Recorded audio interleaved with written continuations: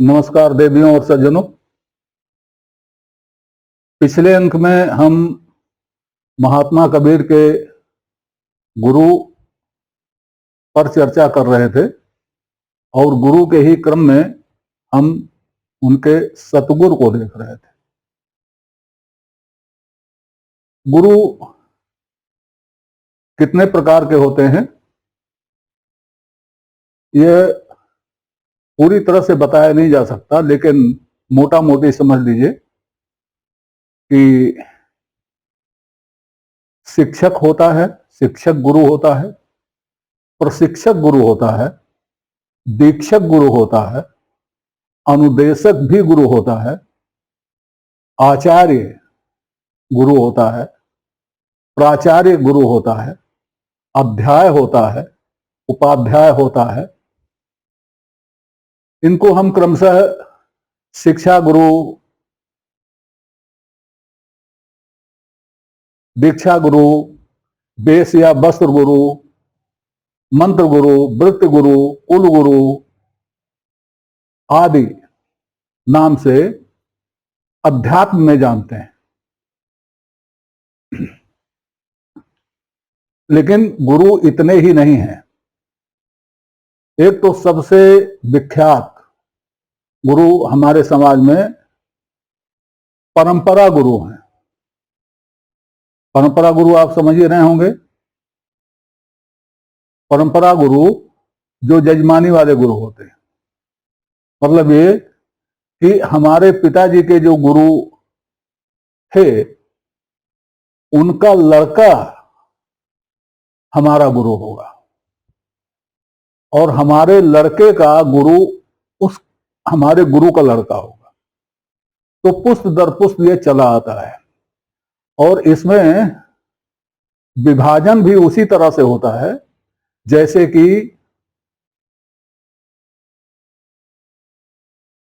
नाइयों का, धोबियों का, पुरोहितों का विभाजन पहले होता था। जैसे एक गांव में किसी गुरु के 10 परिवार हैं, 10 परिवार उसके चेले हैं, 10 परिवारों के मुखिया उसके चेले हैं। तो अगर उसके 2 पुत्र हुए तो ये 10 घर जो हैं ये उन 2 पुत्रों में आधे आधे बंट जाएंगे। घर वालों को यह स्वतंत्रता नहीं है कि वो किसके पास जाएं, वो गुरु जी बांट देंगे और उसी अनुसार आपको रहना पड़ेगा। तो ये परंपरा गुरु होते हैं। ये जितने गुरु, जिस प्रकार के भी गुरु आप देख रहे हैं, ये सभी कार्य के गुरु हैं, किसी विषय के गुरु हैं। इनमें से ऐसा कोई गुरु नहीं है जो सभी आपकी सभी जरूरतों को पूरा कर सके। तो जाहिर है ये आपके सतगुरु नहीं है। अब एक और गुरु होता है जो आप करते नहीं हैं, लेकिन आप होता है, अपने आप होता है और उसको मानना चाहिए। वो है वह गुरु जो भी उम्र में आपसे बड़ा है, वह आपका गुरु है। कुछ देर आपके साथ रहेगा तो वो गुरु हो जाएगा, चाहे जाना होगा चाहे अनजाना होगा। क्योंकि जो हमसे उम्र में बड़ा है उसके पास हमसे ज्यादा अनुभव है, और अनुभव किस प्रकार का ज्ञान है यह बताने की जरूरत नहीं है। इसीलिए हमारे यहां कहा गया मातृदेवो भव पितृदेवो भव।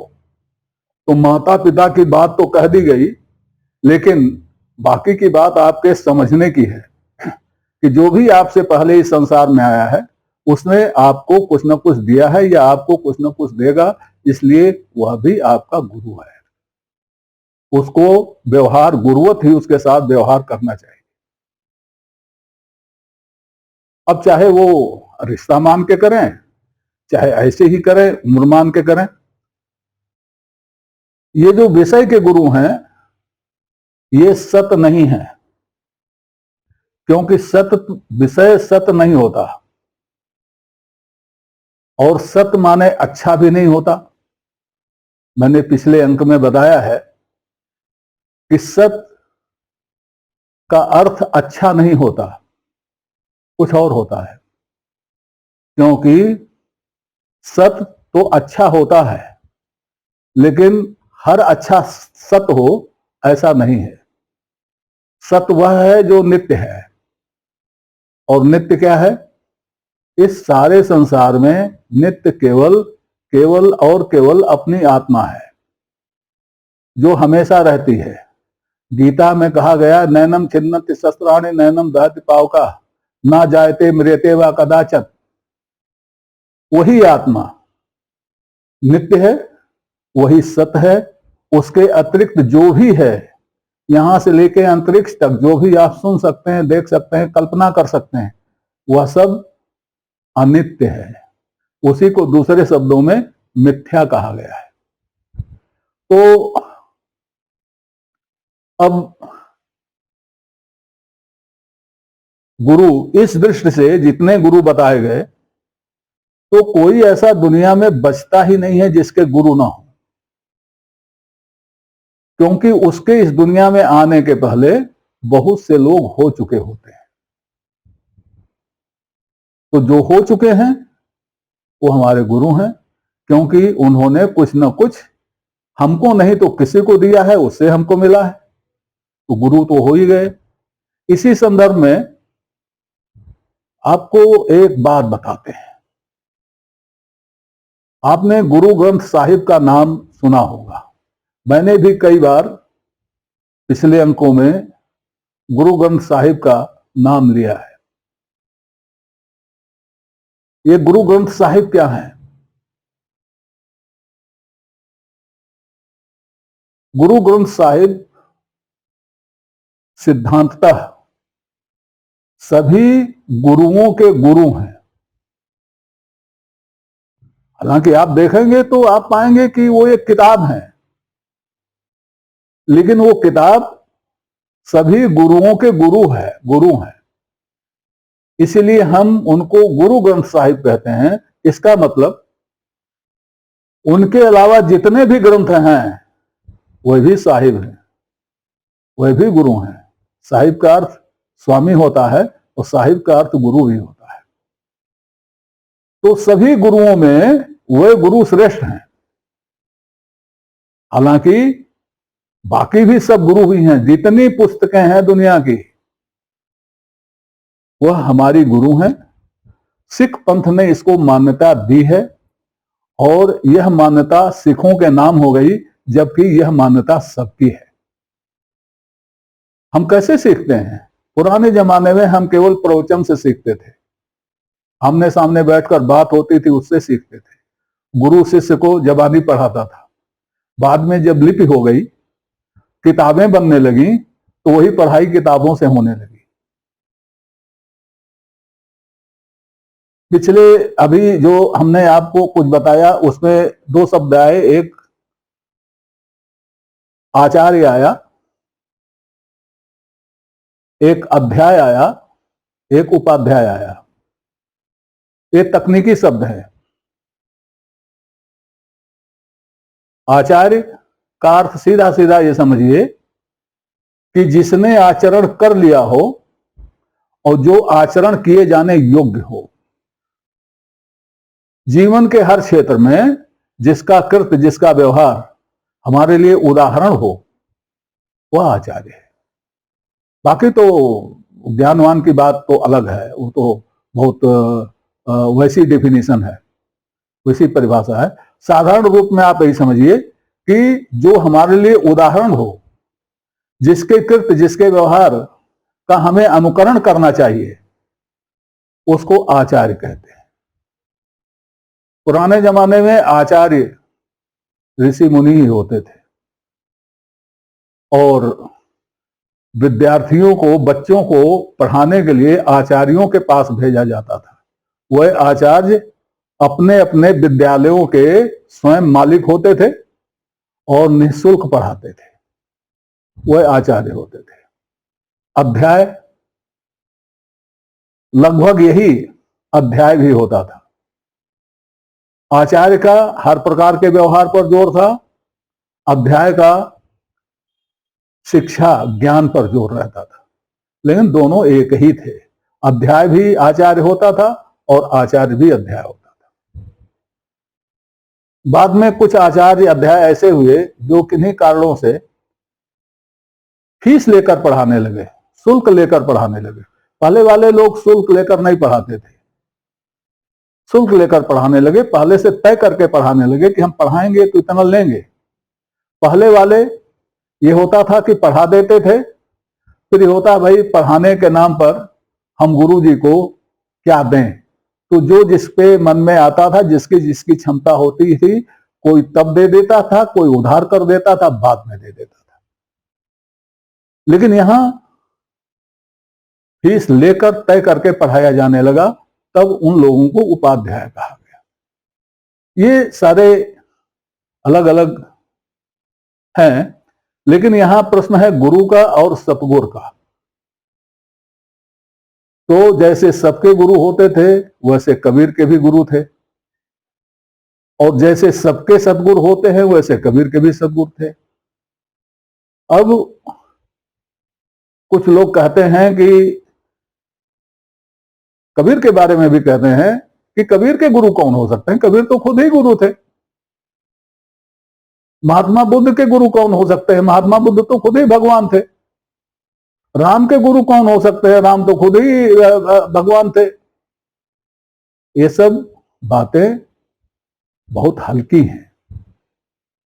ये उसी तरह की बातें हैं जैसे कि हम आज एमए हैं, तो हमको जिस अध्यापक ने प्राइमरी स्कूल में पढ़ाया है, जो केवल इंटर पास था, अब उसको हम कहें वो हमारा गुरु कैसे हो सकता है, वो तो खाली इंटर पास है, मैं तो एमए पास हूं। अरे एमए में पैदा नहीं हुआ था भाई, एमए में बना हूं, और यकायक एमए नहीं बना हूं। कक्षा 1 कक्षा 2 से होते हुए यहां तक आकर के एमए बना हूं, ये हमको सोचना चाहिए। इसलिए यह कहना कि वो चूंकि आचार्य है इसलिए उसका गुरु कोई इस तरह का व्यक्ति नहीं हो सकता। वो अवतार हैं, भगवान हैं, तो उनका कोई गुरु नहीं हो सकता। कुछ लोग भगवान ही पैदा होते हैं, उनकी बात अलग है। वो तो किसी को गुरु मानने में भी लीला करते हैं, नरलीला करते हैं, भाई उनकी बात अलग है। उनके बारे में बात नहीं कर रहा, मैं उनके बारे में बात कर रहा हूं जो जीवन की ऊंचाइयों पर पहुंचे और उस ऊंचाई पर पहुंच गए जहां उनके गुरु नहीं पहुंच सके थे। ऐसी स्थिति में यह कहना कि उनका कोई गुरु नहीं था, उनका गुरु कौन हो सकता है, ये अच्छी बात नहीं है और यह छिछलापन है। क्योंकि कोई भी ऐसा होता नहीं जो यकायक उस तक पहुंच जाए। महात्मा कबीर जब पैदा हुए थे तब वो एक सामान्य बालक की तरह थे, तब वो कबीर नहीं हुए थे। हाँ, जब वो कबीर हो गए तब उसके बाद उनका कोई गुरु नहीं था, लेकिन कबीर होने के पहले उनके गुरु थे। महात्मा बुद्ध जब भगवान हो गए तो उनका कोई गुरु नहीं था, लेकिन बुद्ध होने के पहले उनके गुरु थे। उन्होंने सांख्य दर्शन का अध्ययन किया था और उनके गुरु आलार कालाम नाम के विद्वान उनके गुरु थे, जो सांख्य दर्शन के विद्वान थे। गहराई से पढ़ेंगे तो आपको मालूम होगा। अब चलिए, वह लोग जो अवतार हैं, जो अवतार ही प्रकट हुए हैं, उनका कोई गुरु नहीं था, मान लिया। लेकिन क्या कृष्ण के गुरु संदीपन नहीं थे? क्या रामचंद्र जी के गुरु वशिष्ठ नहीं थे? और चलिए मान लिया कि नहीं थे, लोग लीला कर रहे थे, तो इनका अपना सद्गुरु तो था ही, क्योंकि जिसने भी शरीर धारण किया है तो सबका सद्गुरु होता है, चाहे वो भगवान हो चाहे भगवान ना हो। अब कबीर के गुरु कौन थे, इस पर भी विद्वानों ने झमेला कर दिया है, और झमेला ऐसा कर दिया है